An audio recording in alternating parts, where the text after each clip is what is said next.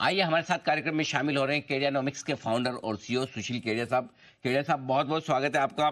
सबसे पहले आपको नए साल की बहुत बहुत शुभकामनाएं, हार्दिक बधाई। और उम्मीद करते हैं सर नया साल आपके लिए मंगलमय हो, स्वस्थ रहें, मस्त रहें, व्यस्त रहें और ढेर सारी वेल्थ आप अपने लिए और अपने कस्टमर्स के लिए, निवेशकों के लिए भरपूर बनाएं इस नए साल में। ऐसी हमारी शुभकामनाएं सर।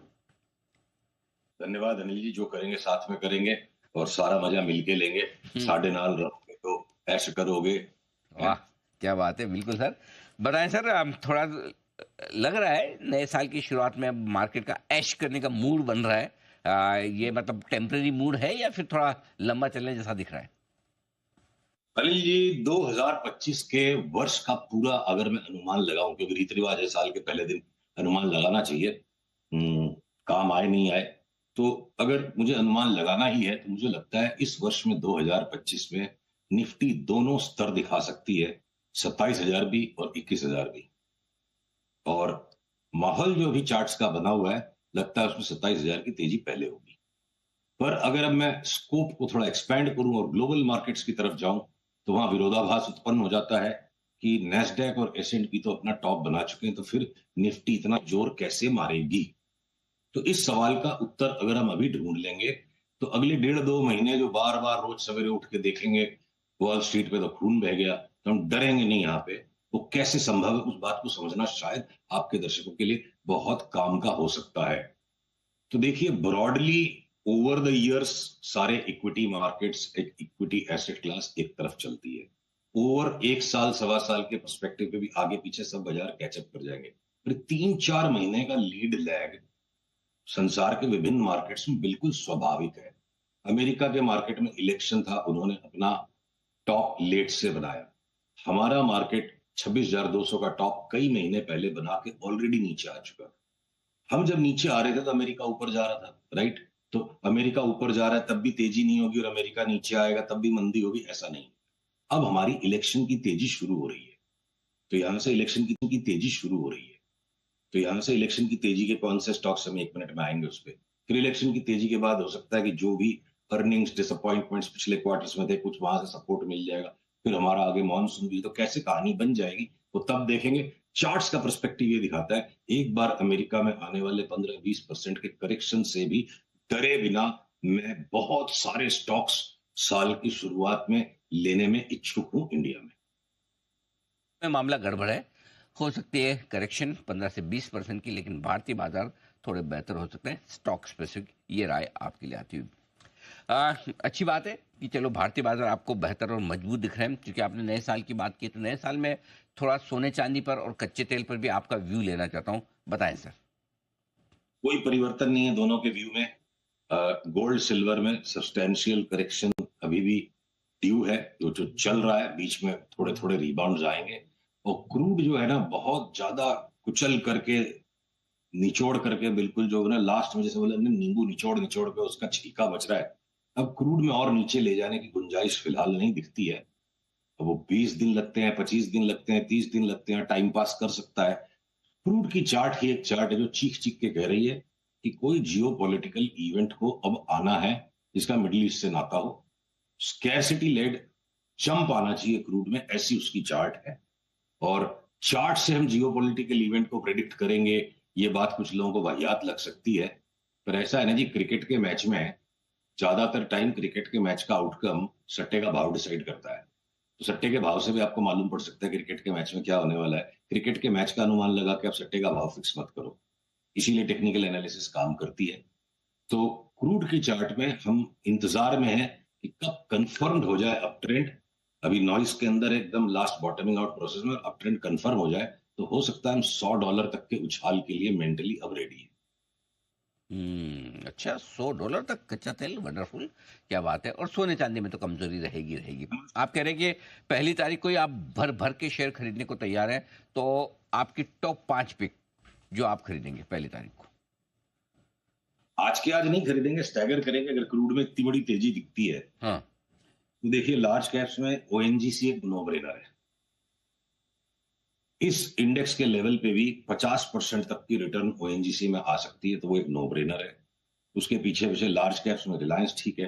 नहीं, टॉप 5 के साथ समस्या है ना, किसको ना बोले। मतलब सारे तो आकर्षक हैं, तो किसको ना बोले, तो मुझे 10-15 स्टॉक्स बोलने दीजिए प्लीज। फिर अगर मैं आपके इंटरटेनमेंट मीडिया स्पेस में आ जाऊं, तो आप जी बिजनेस है इसलिए आपके चैनल पे बैठ के नहीं बोल रहा हूं, अदरवाइज भी जी एंटरटेनमेंट के अच्छे दिनों को बहुत ज्यादा पोस्टपोन कर दिया गया है। अब उस चार्ट को रोक पाना संभव नहीं लगता है, वो फटेगी, यहां से उछलेगी, ऐसी वो चार्ट लगती है। 50-60% तो जी एंटरटेनमेंट में भी देखते देखते बढ़ जाए, जी मीडिया 60-70% बढ़ जाए। अब आपके सारे गामा जो एक स्टॉक हमारा बड़ा फेवरेट स्टॉक है, काफी टाइम से हमारे निवेशक लेके बैठे हैं, मुझे लगता है अगली छलांग इसकी सीधे यहां से 800 रुपए तक आ जाए। अब मैं हर एक सेक्टर में दो दो तीन तीन स्टॉक्स आपको कहने की इजाजत चाहता हूं, क्योंकि इतनी सारी अपॉर्चुनिटीज है। ऑटोज के अंदर टाटा मोटर्स हमारा फेवरेट, ये 50% तक की ऊपर की चाल दे सकता है। लॉजिक इसकी शायद किसी के गले नहीं उतरेगी, पर होता बार बार यही है पिछले 15 साल से। जब ब्रिटिश पाउंड में खूंखार तेजी आती है, मिस्टीरियसली टाटा मोटर्स 40-50% बढ़ जाता है। जब 20 से 25% ब्रिटिश पाउंड की तेजी आती है, तो ब्रिटिश पाउंड की चार्ट पे हमें इस साल में 30% तक का उछाल डॉलर के सामने नजर आ रहा है। तो वो एक लॉजिक बनेगा, या कोई और लॉजिक बनेगी। टाटा मोटर्स की चार्ट में हमें 1200 1250 तक की जगह दिखती है, एक बार हम 1000 रुपए के लिए खेल रहे हैं। बाकी आपके बजाज ऑटो, हीरो मोटोकॉप, ये रिबाउंड मार सकते हैं वापस 20% का, बाकी निफ्टी के साथ में। तो टीवीएस मोटर का मोटा करेक्शन कंप्लीट हो गया, और मुझे लगता है टीवीएस मोटर्स भी एक न्यू हाई की तरफ भागेगा। अब मैं अगर आपसे बैंकों के बारे में बात करूं, तो तो बैंकों में मेरे को छोटे वाले बैंकों में बेफाम पैसा मिलता नजर आ रहा है इस साल। जम्मू एंड कश्मीर बैंक हम 20 रुपए के भाव से लेके बैठे हैं, और यहां से भी और माल ले रहे हैं कि डबल हो जाएगा। जम्मू एंड कश्मीर बैंक, चाहे वो जम्मू एंड कश्मीर के सुख चैन की कहानी है, या वहां अमन लौट रहा है, या प्रगति लौटेगी, चार्ट बहुत तगड़ी है उसकी। अगर मैं आरबीएल बैंक में चलूं, तो मेरे को लगता है इसका एक रिजीम चेंज, एक साइक्लिकल शिफ्ट आ रहा है बैंक में।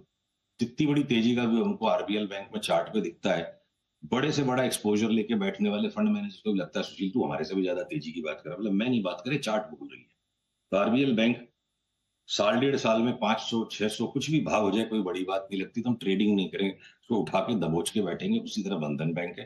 फिर लार्ज बैंक्स में अब जैसे एक्सिस, ये इंडसइंड बैंक ने इतना धोखा दे दिया, वो खतरा हमें सारे ही लार्ज बैंक्स की चार्ट में दिखता है कि एक एक करके धुलाई ना हो जाएगा बैंकों में। तो लार्ज बैंक्स को हम बिल्कुल अवॉइड करेंगे।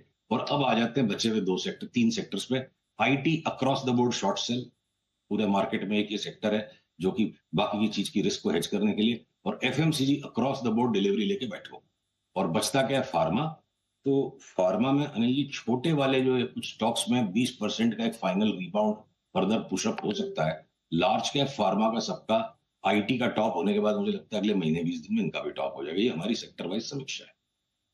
ओके, तो मैं आपके सामने सम अप कर दूं। पहले तो कुछ स्टॉक्स जो पसंद है, कच्चे तेल में अच्छी तेजी की उम्मीद कर रहे हैं केडिया साहब, और वो बता रहे हैं कि $100 तक जा सकता है। ऐसे में ओएनजीसी, रिलायंस, दो स्टॉक उन्हें पसंद है। जी एंटरटेनमेंट और सारेगामा, ये दो स्टॉक और उन्हें पसंद आते हैं दिख रहे हैं डिलीवरी के लिहाज से। अब आइए कुछ सेक्टर्स जो पसंद है। टाटा मोटर्स उनकी टॉप पिक है ऑटो में। इसके अलावा बजाज ऑटो, हीरो मोटो और टीवीएस भी पसंद है।